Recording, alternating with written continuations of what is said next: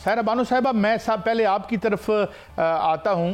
आज आपका एक बहुत बड़ा फिर एक एहतजाजी धरना हम देख रहे हैं। इससे पहले भी बड़ा एक आपने इम्प्रेसिव पावर शो किया। पीटीआई का तो हमें पता है कि वो 180 की बात कर रहे हैं। आपका क्लेम क्या है, आपकी पार्टी का क्लेम क्या है कि मुबैना तौर पर आपसे कितनी सीटें छीनी गई? हमारे तो पूरे सिंध का सौदा हो गया है, सीटों की क्या बात है। नहीं, क्या मतलब नहीं होता है ना कि ये फार्म 45 की बात कर रही हैं मेयर बानो साहिबा, तकरीबन हर प्रोग्राम में देखता हूं इनको। तो कोई इस तरह आपका कोई पर्टिकुलर है, मुतालबा है सरकार से या इलेक्शन कमीशन से? स्पीकर साहब की अगर आपने प्रेस कॉन्फ्रेंस सुनी हो तो उन्होंने यही कहा था कि हमें पहले ये ऑफर दी गई थी कि जीडीए को खत्म करके अपने मुस्लिम लीग फंक्शनल के नाम से आके पीपल्स पार्टी के साथ हाथ मिला लें तो सीट्स हैं, वरना आपकी जीडीए के सामने 0 लिखा हुआ है। अब अगर आप मुझसे पूछ रहे हैं तो पूरे सिंध को 5 साल के ठेके पर दिया गया है। मैं कितनी सीटों की बात करूं, आप बताइए। सायरा बानो साहिबा, हम एक देख रहे हैं एक अरसे से, ये अब चौथा दौर होगा पीपल्स पार्टी का, और कोई यहाँ डिलीवरेंस के हिसाब से भी कोई अच्छी खबरें, हाँ कुछ चीदा बातें वो जिसको वो टाउट करते हैं कि जनाब ये बड़ा अस्पताल बना दिए, ये बना दिए। क्या कुछ सीरियस अल्टरनेटिव पीपीपी को मिला नहीं है या उन्हें हमेशा वॉकओवर ही मिलता रहा है मुबैना तौर पर? सायरा बानो साहिबा,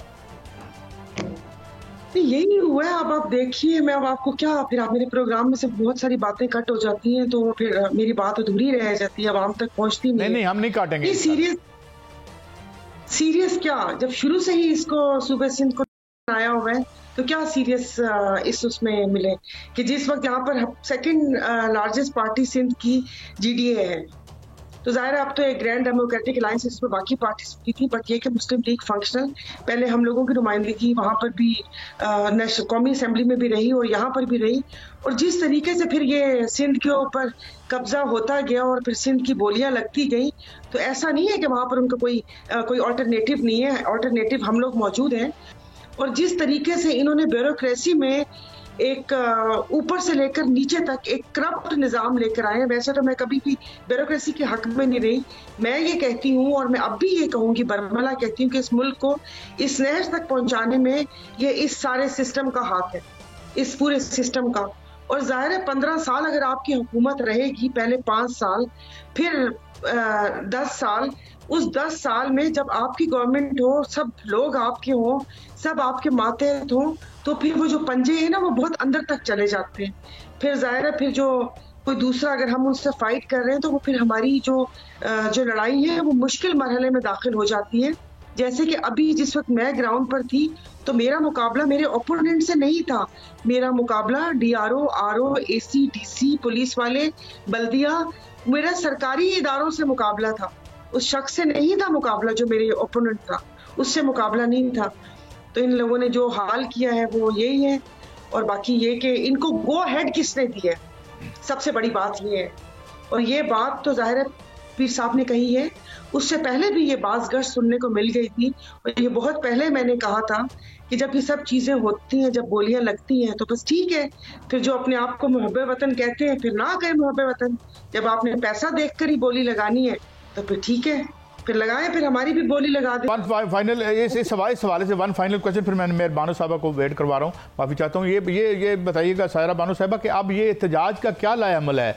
आपके लोग तो बहुत इंप्रेसिव हैं, तो क्या कोई इसकी आपने स्ट्रेटजी या लाएअमल बनाया है कि इसको लेके आगे कैसे चलना है आपने? जी देखिए, अभी फिर हम लोगों की एक सैटरडे को मीटिंग है और उसके बाद फिर एक बदीन में जलसा इसी तरह का पावर शो करेंगे और उसके बाद कराची में भी होगा फाइनल। लेकिन हम लोग तो एक हाई कमीशन कमेटी का मुतालबा कर रहे हैं जो कल साइन ने किया कि सुप्रीम कोर्ट के अंडर वो कमेटी हो और वो देखे कि ये जो लोग सड़कों पर हैं इन्होंने वोट किसको दिया। ये ऐसे नहीं हो सकता।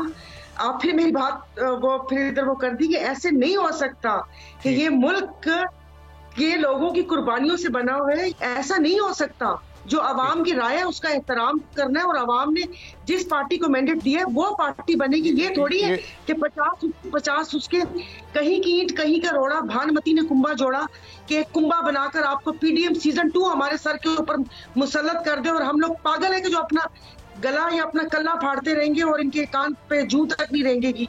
नहीं, बिल्कुल ठीक कहा। Thank you very much for your patience मेहरबानो। बहरहाल और तो मैं कुछ कहूँ ना कहूँ, मगर एक बात मुझे बड़ी पॉजिटिव लगती है कि इस बार जिस तरह कौम की बेटियाँ मुतहरक हुई हैं और जिस तरह उन्हें हम सिर्फ नाजुक से सिनफ आहन नज़र आती हैं हमें। अब मेहरबानो, आप भी एक जंग लड़ रही हैं और एक आर्डील में आपके वालिद मोहतरम भी हैं, हमारे एक वेटरन पॉलिटिशियन हैं।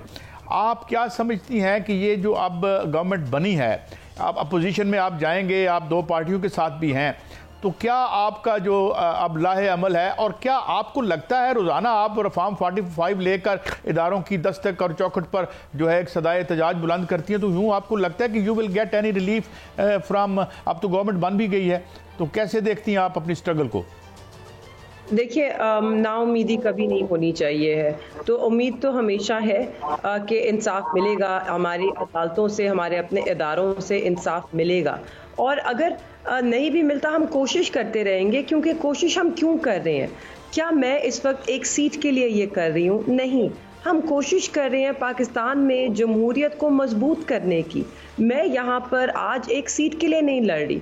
मुझे किसी ने कहा आप रिजर्व सीट पे आ जाएं, तो मैं नहीं आना चाहती, क्योंकि ये सीट का मसला ही नहीं है। यहाँ पर हम इस वक्त अवाम के वोट का जो तकद्दुस है उसकी बहाली के लिए लड़ रहे हैं। हम यहाँ पर अवाम की आवाज़ के लिए लड़ रहे हैं। अगर आज मैं इलेक्शन कमीशन ऑफ पाकिस्तान के बाहर फॉर्म 45 लेकर खड़ी हूँ या टेलीविज़न शोज़ पे फॉर्म 45 की बात कर रही हूँ, मैं अपने हलके की नुमाइंदगी कर रही हूँ, अपने वोटर्स की आवाज़ बनी हुई हूँ, जिसके लिए उन्होंने मुझे इलेक्ट किया।